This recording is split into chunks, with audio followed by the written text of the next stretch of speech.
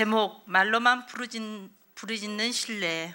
너는 여호와를 영원히 신뢰하라. 주 여호와는 영원한 반석이심이로다. 이사야 26장 4절 말씀. 저의 카카오톡 대문에 쓰여진 말씀으로 1월 1일 새벽에 제게 주신 말씀 카드의 말씀입니다.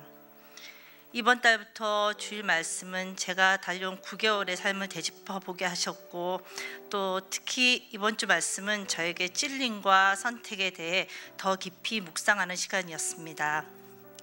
저는 늘 하나님을 신뢰해야 한다고 자녀와 다락방 수원들에게 권면을 했습니다. 그러나 정작 저는 온전히 신뢰하지 못하고 유혹과 타협하고 하나님의 방향을 가끔은 무시한 채 투정과 불만으로 인내 아닌 후회를 하며 지내왔음을 회개합니다. 가게 운영 상태가 우리가 생각했던 것보다 좋지 않아 가게를 옮겨야 하는 생각이 떠나지 않았습니다. 오시는 손님들도 여기서 하실 음식 솜씨가 아니라는 말씀들을 자주 하시는 것도 마음을 동요케 했습니다. 그래서인지 계속적으로 왜 이곳에 차렸을까라고 후회하며 투덜거렸음을 고백합니다. 저의 투정을 하나님께서 들으셨는지 사단이 들었는지 우리에게 2호점으로 확장하거나 이전할 기회가 생겼습니다. 주님의 뜻인가? 사단의 유혹인가? 선택의 기로 앞에 많은 사람들은 옮겨라 기회다라는 말들을 많이 합니다.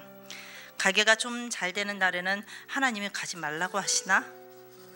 안 되는 날에는 역시 옮겨야 해 라는 마음으로 계속 흔들리며 갈등 속에 지냈고, 지금도 흔들림은 여전합니다. 주일 말씀 요셉의 삶 앞에서 내가 처음 가게를 찾을 때 기도하며 이곳을 얻게 되었고, 주님, 이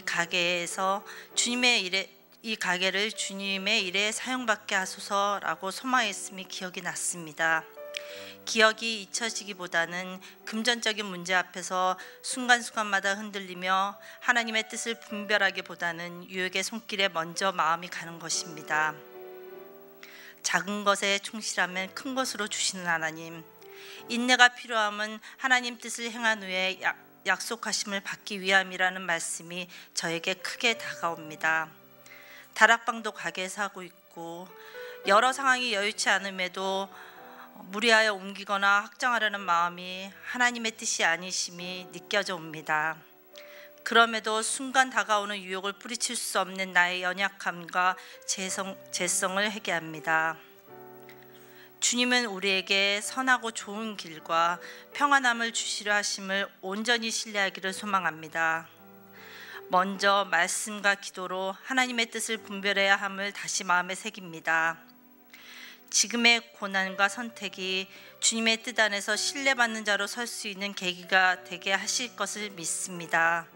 부족한 죄인을 사랑하여 주시고 늘 품어주심에 감사드립니다.